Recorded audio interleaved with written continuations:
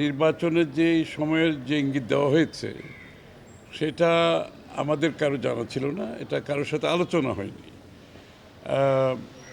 মূলত সবসময় বলা হচ্ছে এই সংস্কারের বিষয়ে আলোচনা হবে।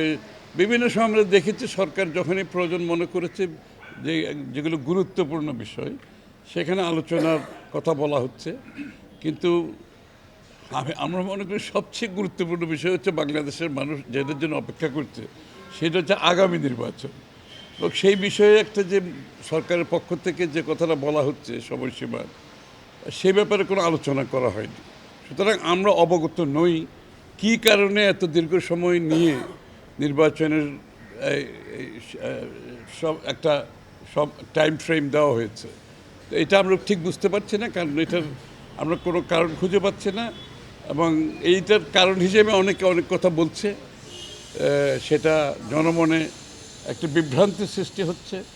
এটার পিছনে কী কারণ থাকতে পারে এবং কারণ হিসাবে বিভিন্ন জন বিভিন্ন ধরনের মন্তব্য করছে, সেটা আমরা এই পর্যায়ে বলতে চাই না।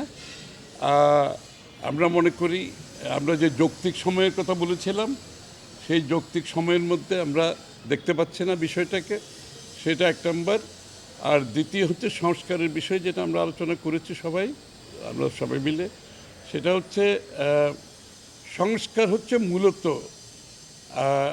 যেটা প্রথম সংস্কার দরকার সেটা হচ্ছে আগামী দিনে যে নির্বাচনটা হবে সেই ইলেকট্রাল প্রসেসের যে সংস্কারটা, সেই সংস্কারটা সবার আগে হয়ে যাওয়া উচিত ছিল এবং সেটা হয়ে নির্বাচনের দিকে আমরা এখন এগিয়ে যাওয়ার কথা ছিল।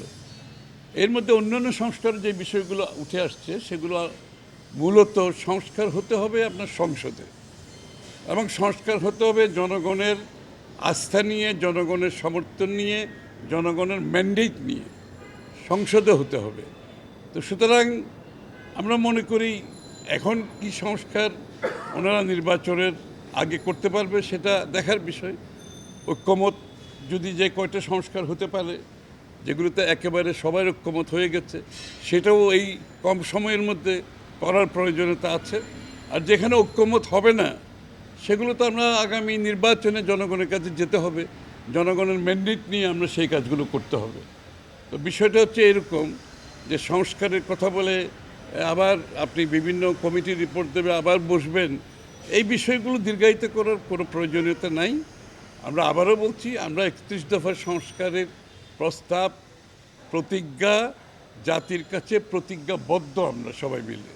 সুতরাং কারা কি সংস্কার করবে সেটা পারলে খুব ভালো ঐক্যমতের পরিপ্রেক্ষিতে, কিন্তু আমরা আমাদের 31 দফা আমরা বাস্তবায়ন করব জাতীয় সরকারের মাধ্যমে।